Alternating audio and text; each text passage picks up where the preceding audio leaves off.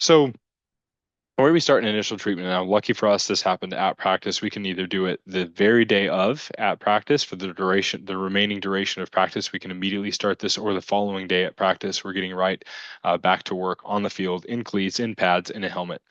And so on the field, we're just going to begin marching. We did this between 160 and 240 yards on the first day.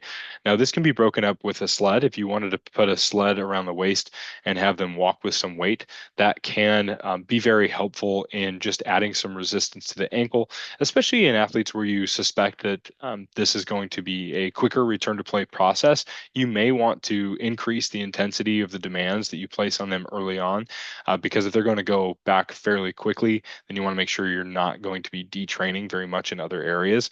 For athletes that you know, or you're having a suspicion that it's going to be a little bit longer than that, based on how sensitive they are, based on how their movement is in that first 24 to 48 hours, maybe you take that a little bit slower.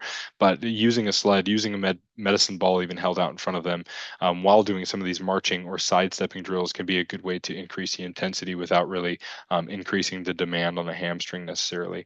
The other thing that we want to do, and we talked a little bit about, is really making sure that we're maintaining rhythm, that we're maintaining that reciprocal gait nature and that pattern at the ankle, the knee, and the hip, to be able to respond well to the ground and be able to use elastic qualities in the other joints.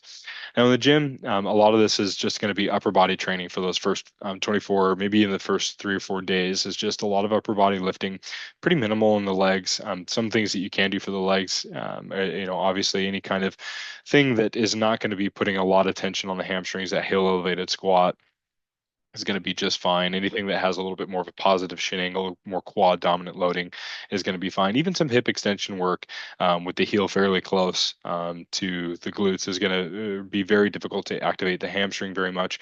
And that could all be on the table. Some things that we do, early on, is maybe some just prone lifting the legs off the ground, if that can be tolerated well, just working on some initial hip extension, even things like a bird dog of some kind. That's only going to go on for the first 2 or 3 days where things are really sensitive, and we're just trying to see, how much can we interact with that posterior chain, how much can we get the athlete to move and build some confidence in some of these more rudimentary patterns.